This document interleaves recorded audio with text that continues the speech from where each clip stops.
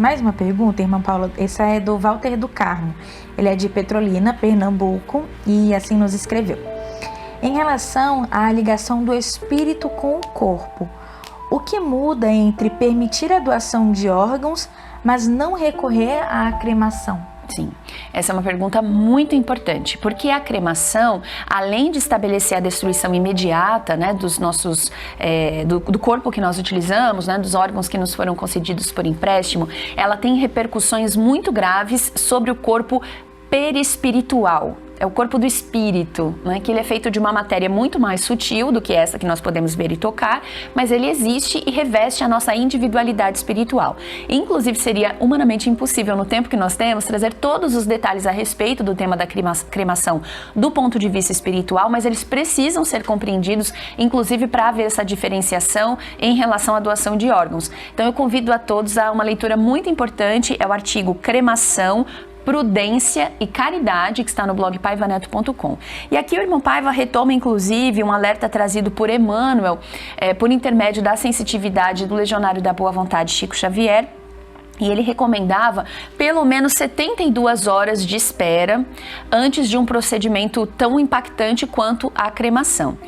Entretanto, na religião de Deus, do Cristo e do Espírito Santo, a manifestação espiritual dos irmãos Flecha Dourada e Bezerra de Menezes nos trazem um aprofundamento a respeito desse assunto.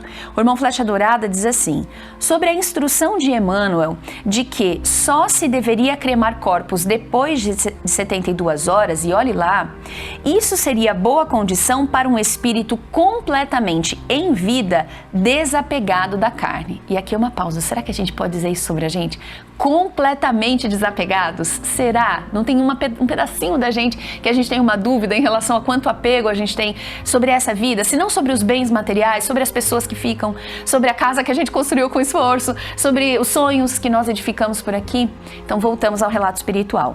O melhor, diz esse amigo do mundo da verdade, é enterrar o corpo da pessoa que desencarnou. Vai para debaixo da terra aquilo que vem da terra.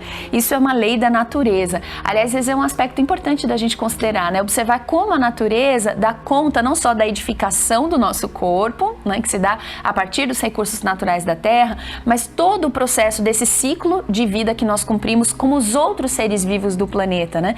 E esses recursos que foram um dia o nosso corpo material se multiplicarão em formas de vida infinitas, né, para que outros seres vivam também. Isso é muito interessante.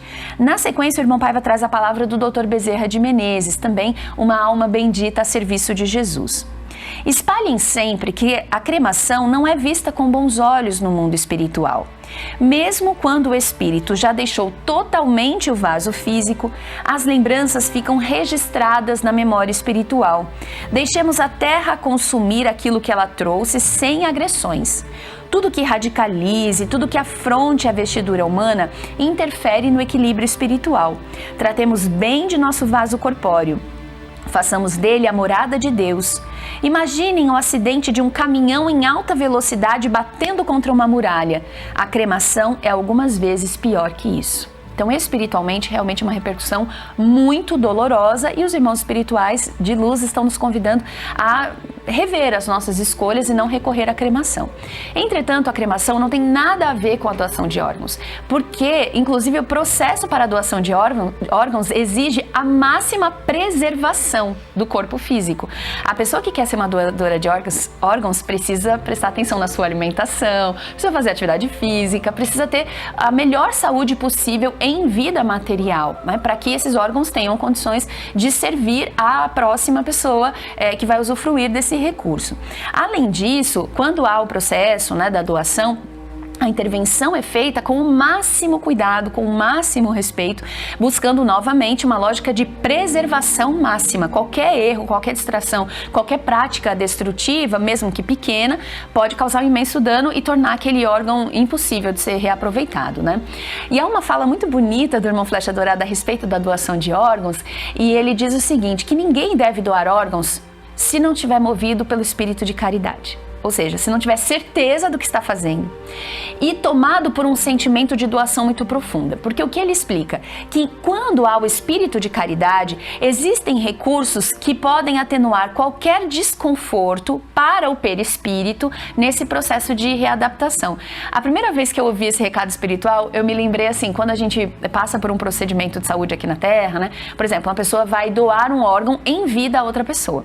Tem desconforto, claro. Ela vai ficar os dias fora do trabalho, ela vai ter que mudar a alimentação por um tempo, ela vai precisar passar por uma cirurgia, isso não é confortável. Mas então existem muitos atenuantes. É claro, existe anestesia, existe todo um plano de acompanhamento nutricional, médico, fisioterapêutico. Para quê? Para que haja o mínimo desconforto.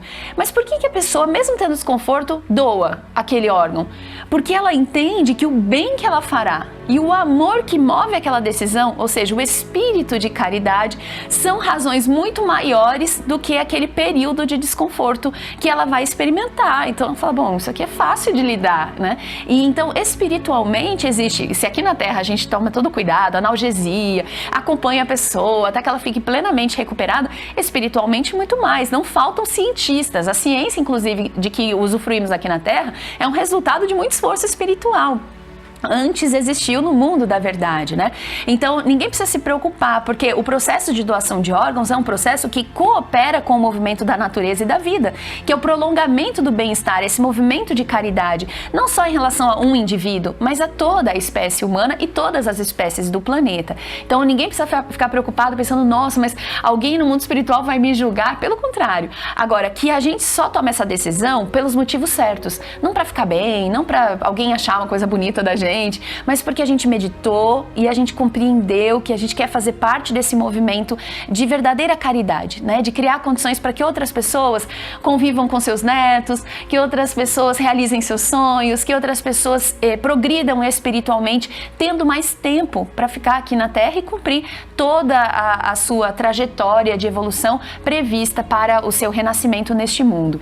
E que então a gente não confunda esse processo com o processo de destruição do corpo, que pode ser caracterizado não só pela cremação, né? Existem outros hábitos destrutivos que vão causar sofrimento para o corpo espiritual, daí a necessidade da gente lidar com muita responsabilidade com essa concessão divina que é o corpo que Deus nos emprestou para a nossa evolução.